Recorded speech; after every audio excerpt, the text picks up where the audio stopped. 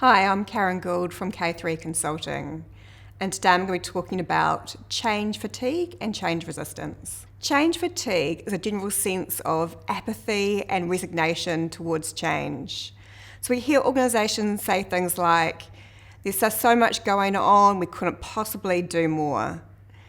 It's that sense of being overwhelmed because there's confusion and a state of constant, concurrent and often competitive change.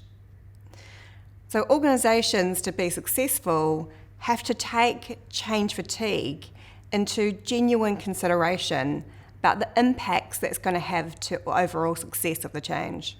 So change resistance is actually about the personal response to change. We're emotional beings before we are logical beings. And so that personal reaction is about feeling disempowered or feeling unready for change, which can come out in a very overt or very subtle way. I like to think of change resistance a bit like a rubber band.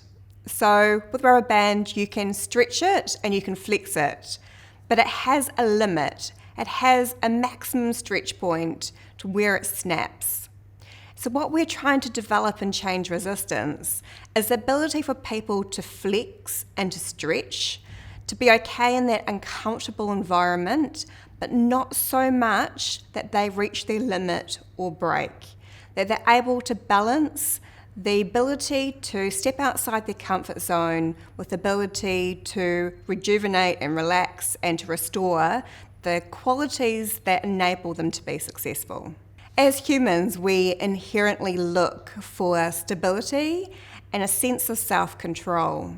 So as organisations, we need to be able to create change that has a clear beginning, a clear middle, and a clear end.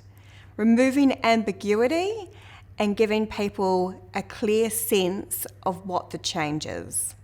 When I think about change resilience, I think about what are the anchors that we have to have in place. So a bit like a boat has an anchor to keep it stable, people have anchors too. And these anchors enable them to have that sense of self-control that I was referring to earlier. It's about helping people focus, adapt their thinking, and create new ways of thinking, while knowing what the overall change is and how that remains stable for them, as well as what's changing.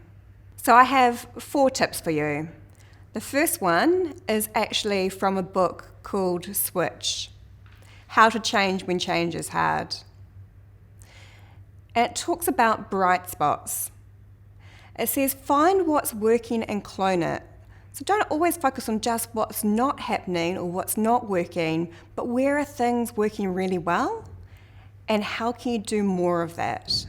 Focus on when things are routine and stable. Ask the question, what isn't changing? It may be your strategy, it may be your values, or what you're trying to achieve for the customer. But if you can find out what isn't moving and enable people to focus on that, then you've got a win. Thirdly, you have to be able to evaluate existing mindsets and determine whether they serve a positive purpose. If you find a mindset, an idea, an opinion, or a belief system that doesn't serve a positive purpose, bring it out into the open, discuss it, allow people to ask questions. It's not until it's been aired that it can be put to rest. And the 4th point is to seek out new reference points. So where you can't find bright spots, then look outside an organisation to see where is something working well. Where else can you draw parallels between what you're doing and what is possible or successful elsewhere? This enables you to reframe something in a positive light.